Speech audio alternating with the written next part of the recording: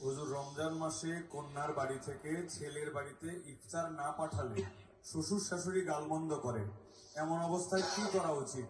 কন্যার বাড়িতে কি ইফতার পাঠানো উচিত? আপনার কাছে জানতে চাই।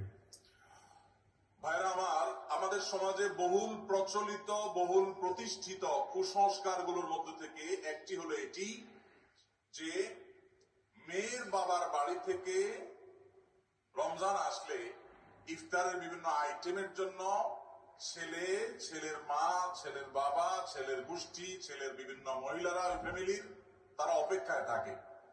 আল্লাহর জমিনে যদি 10টা নিকৃষ্টতম ছোট লোকই থাকে, তার একটা হলো এইটা।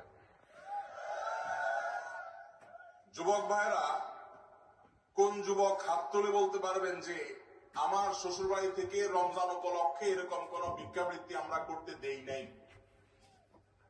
বলতে পারবেন কেউ? দেখি কার কার বউকে পাঠা বলা আছে, হাত তোলেন। হয় নাই যাদের, বাবাজি আপনি হাত তুলছেন, আপনাদের আমাদের এগুলো ছিলই না। আপনি হুদাই ক্রেডিট নিচ্ছেন কেন? এগুলো তো নতুন, আমাদের দেশে নতুন ফেতনা শুরু হয়েছে। এই দাঁড়িয়ালা ভাই, আপনি হাত তুলছেন কি বুঝা? বলেন বলেন কি বুঝে হাত তুললেন? আপনার শ্বশুরবাড়ি থেকে ইফতার আসে নাই? হ্যাঁ, আসে নাই? বিয়ে করছেন? হ্যাঁ,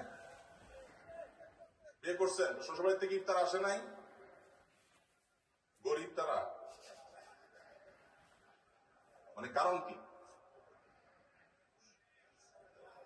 ভাইয়ের আমার, এদেশ থেকে যৌতুককে ওলামায়ে কেরাম মিম্বর থেকে, মাহফিলের মঞ্চ থেকে ঝেঁটিয়ে বিদায় করেছেন, আলহামদুলিল্লাহ। যৌতুকের অভিশাপ থেকে এদেশকে মুক্ত করেছেন ওলামায়ে কেরাম। এক চিঠি আবেদন দেশের ওলামায়ে কেরামের এই কাজটা।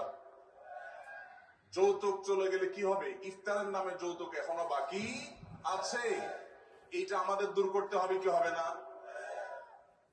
অনেক যুবক আছে, তারা বলে যে আমার শ্বশুরবাড়ির লোকেরা খুশি মনে দেয়। ভালো করে শুনে রাখেন, 2 নাম্বারের অপর নাম হলো এখন খুশি মনে দেওয়া।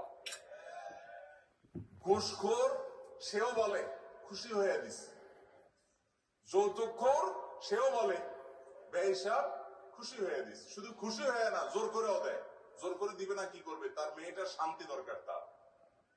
আপনি যদি বাপের বেটা হয়ে থাকেন, মুসলমানের সন্তান হয়ে থাকেন, বিনয়ের সাথে শাশুড়িকে বলবেন, শ্বশুরকে বলবেন কোনো কিচ্ছু আমার এখানে পাঠাবেন না, পাঠালে আমি মনে কষ্ট পাবো, উল্টা পারলে আমি দিব। একটা কথা আমি সবসময় বলি ভাই, একটা মেয়েকে কষ্ট করে গর্ভধারণ করা